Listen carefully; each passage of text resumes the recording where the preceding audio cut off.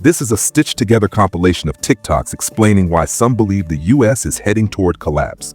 I don't own these clips. This is purely for educational and awareness purposes. The other day, The Real Corn Pop recommended that we go to YouTube and watch the David Hoffman Great Depression videos. They were recorded in the 80s and there are like over 100 of them. And they are so good. I've watched like 15 and they're like an hour long. But yeah, if you want to know what things were like during the Great Depression, I would maybe go over there and watch some of them. They talk about labor unions, they talk about Henry Ford, they talk about the 1936 Olympics. They talk about FDR and the New Deal and the work programs that they had. They talk about the Dust Bowl. Literally, this video is about this woman. These are the two daughters that speak in that video. It's very, very interesting and relatable, and I think you should go watch a few of them. Are we facing another Great Depression? After I read off these stats, after I read off these numbers to you, you tell me, because I ain't able. Your source is Rutgers.com, and now that we've gotten that out the way, let's jump into it. So amid the Trump tariffs, that's how I like to call them, the Trump tariffs, fears of a global recession is now sweeping the markets, okay? A global sell-off in bank shares caused Japanese bank stocks to collapse today. Friday morning, April 4th, they collapsed today, which made it its worst week in nearly 40 years. 40 years. 3 of Japan's mega banks, their bank shares dropped 20% or more this morning alone. In Europe, their bank shares dropped another 6.5% after dropping 5.5% yesterday. And here in the United States, let me read off these banks for you. Citigroup, they dropped 12%. Bank of America dropped 11%. Morgan Stanley dropped 9%. Goldman Sachs dropped 9%. Wells Fargo dropped 9%.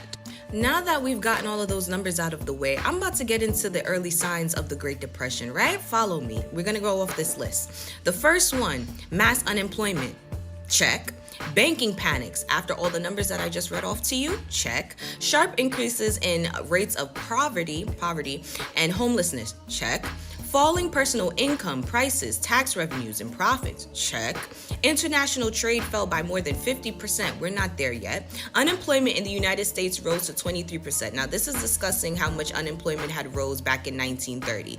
Today's stats is about 4.1%. So we're good in those regards. Now let's get into the symptoms of depression in the individuals, because this is what you're going to start to see a lot of, right? Sadness. To be honest, we're already seeing some of this. Sadness, hopelessness, loss of pleasure in activities, irritability, tiredness, appetite changes, thoughts of death and suicide. Now, after everything that I just read off to you, what is your educated guess on the probability or the likelihood of us going through another Great Depression? Pretty high, right? Because me personally, right now, I'm currently Googling what should consumers do at the first sign of another Great Depression. That's how serious it is, right? There's not much information except for these 4 things, which is secure your home, reduce your spending, get rid of debt, and build up savings. That's all we can do right now. But yeah, we just may be facing another Great Depression. That's actually what it's looking like, especially now that the bank stock shares are starting to collapse. Yeah.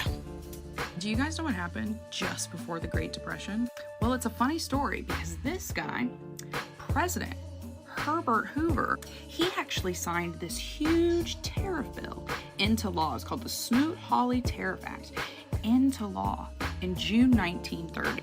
And he did this because in the 1920s, there was a smaller depression, and it caused a huge contraction of the American economy, especially in agriculture, right? Which in the 1920s, huge backbone of the American economy. So Hoover signed a big sweeping tariff act, and the point of this tariff act was to raise tariffs on all the other countries so America could keep their jobs and keep money for Americans. But how did that work out? It resulted in a contraction of international trade and a worsening of the economy because Canada, France, and all the other big countries that America was trading with at that time, they retaliated. But that's not all he did, right? Because after he signed that Tariff Act into law and all the prices on everything started going up for American consumers, and American consumers in the 1930s couldn't afford anything, and the Great Depression was looming, Herbert Hoover said, you know what we're gonna do? We're gonna get all the Mexicans out. Yeah, he started a Mexican repatriation to get the illegals out, to protect jobs for Americans. Didn't work either, because 40 to 60% of those Mexicans that Hoover had deported in the 1930s, they were Americans. They were American citizens. And then a bunch of people who were adding to the economy saw that and went, yeah, we're just gonna leave. This is not a good place to be. And all of this was a part of the Great Depression. It's a part of why America sank into the Great Depression, because Hoover was an isolationist. He was all about the gold standard. He was all about America for America. We're not going to get involved in the world's problems. And so the economy collapsed. It's all right there. This is history. This is like 10th grade history. He also decided that, oh my God, Americans are suffering. You know what's going to solve this? Let's give all the money to the banks and the big corporations who my buddies run, because Hoover was actually friends with all the new money billionaires and millionaires that were in there, and he gave them all the jobs and all the relief and all the money. And then all the rest of the Americans who weren't these millionaires and billionaires, guess what happened to him? And what's even funny is he had this whole thing about not wanting America to be a welfare state. People couldn't be on the dole. He couldn't help the starving Americans, like, you know, in the Grapes of Wrath, the families that were starving to death in ditches, because he said, that's going to weaken the country. We can't help people. Well, we can help my buddies, the bankers and the railroad owners, but not the common person. And let's not even talk about the stock speculation that led into, but yeah, Herbert Hoover. He did all this before, and it had disastrous consequences for America, the American people, and the American economy. Most of you actually probably know him from the word Hoovervilles, which were big giant slums, which kind of are all over America at the moment, aren't they? Weird, it's like we've done this before. So if we've done this before, and the results were disastrous for all of us, why are they doing it again? Dunno. Listen, I'm a historian who actively tries to learn as little about the stock market as humanly possible, but even I know that this doesn't look good, just straight down. And as a historian, let me tell you what this makes me think of. And you already know where I'm going, it's 1929. Now, before people come in the comments and are like, well, how can you compare? I'm not comparing. I'm not saying they're exactly the same. I'm not even saying they're like close to the same. I'm saying this chart made me think of 1929. Now let me tell you about 1929. The typical story, right, of what you probably learned or what you remember from your high school US history class is like the Great Depression was caused by the stock market crash. And that is really true and not true at the same time. No massive depression is solely caused by a stock market crash, but a stock market crash can often be the straw that broke the camel's back, so to speak. It can be the impetus for a spiraling down into a Great Depression, which is what happened post-1929 into the 1930s. Because it's important to remember that like less than 10% of Americans owned stocks in 1929. So the stock market crashed to the vast majority of Americans. They like kind of looked up from their farms and were like, huh, sucks if you're a stock trader.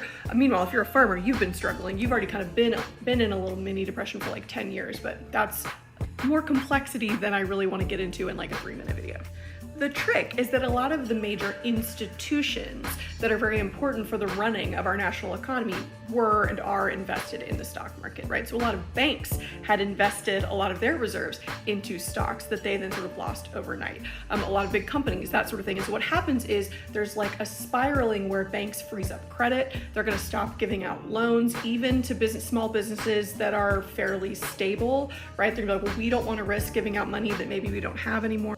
A lot of small businesses then were not able to get loans and get this infusion of cash that they needed, even if their business itself was stable. Let's say you're a grocery store owner, right? And so all of a sudden you might fire people, you might cut people's hours. Well, then those people are getting less money in their paychecks, so that they're cutting spending, right? It becomes this ripple effect. It trickles down, you might say, throughout the entire economy.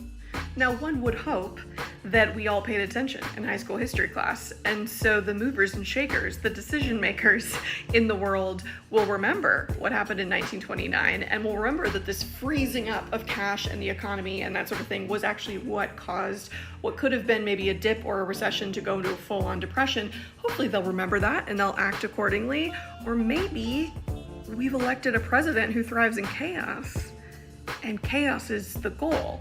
But I don't know. I'm just a historian. The International Chamber of Commerce is warning that Trump's tariffs are sending us into another Great Depression. That's right. This group is formed by some of the greatest economists in the world, and they believe that Donald Trump is sending us into yet another Great Depression. And it's not surprising at all. You see, the very first Great Depression was caused by, you guessed it, tariffs. And in the exact same way that we've seen in the past couple weeks, as Trump's tariffs have gone into play, the stock market reacts by crashing.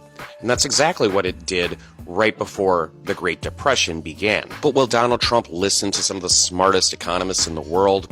Not a chance. He is way too stubborn and narcissistic for any of that business. But don't worry, another Great Depression is not going to hurt Donald Trump or his rich friends. It's only going to hurt you, your family, everybody you know and love. I mean, I guess the one upside is that Republicans are going to be hurt much more than Democrats because they are typically lower educated and make less money. Their jobs will be some of the very first to be cut when another Great Depression happens. You ever hear somebody say that Black people weren't really affected by the Great Depression?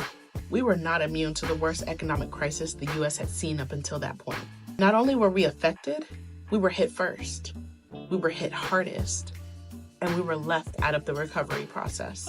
Let's talk facts. By 1932, half of Black Americans were unemployed. That's double the rate of white workers. In cities like Chicago and Atlanta, white workers demanded that Black employees be fired first to make room for other white job seekers. Even relief programs and soup kitchens turned Black families away. Or if they did take them, they gave them the bare minimum, while white families got full assistance. But here's the part they don't really talk about: how the effects of this still impact us today. The Great Depression created the modern wealth gap, right? After the Depression, the U.S. government poured money into home loans to help Americans recover. But Black people were locked out of that. Redlining ensured that Black neighborhoods were labeled as high risk, so banks refused to give Black families home loans. Today, only 44% of Black Americans own homes, compared to 74% of white Americans, because we were never given the same starting point. Generational wealth was stolen from the start. While white families got government aid, loans, and economic recovery programs, Black families got left behind. That's why even today, the median wealth of a white family is nearly 10 times that of a Black family. The financial setbacks that Black families faced weren't just about the Depression. They were about who was allowed to recover and who wasn't. No, Black people weren't unaffected by the Great Depression. We were targeted, excluded, and systematically denied the opportunities that helped white families rebuild. And the effects of that are still shaping who owns, who thrives, and who struggles today. They don't teach this for a reason. But history didn't just happen. It created the system that we're living in right now. And if we don't keep talking about it, they'll just keep pretending that it didn't exist. Grandma, do you remember the Great Depression?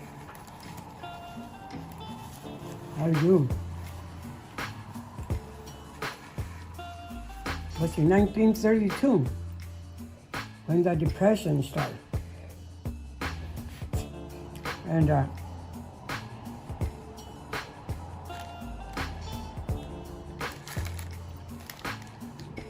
there was no job, there was nothing. Everybody was in welfare.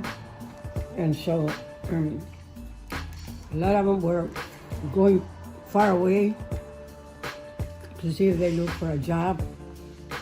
Some they stayed, some was in welfare. But I don't know how long it lasts, but it lasts quite a bit. How old were you? I was 13. You were 13? I think the Great Depression started in 1929 or 1930. Who was president? Hoover. Hoover. Okay. Yeah, that I remember. Because nobody liked him, but he was there. Couldn't do nothing about it. Why didn't they like him?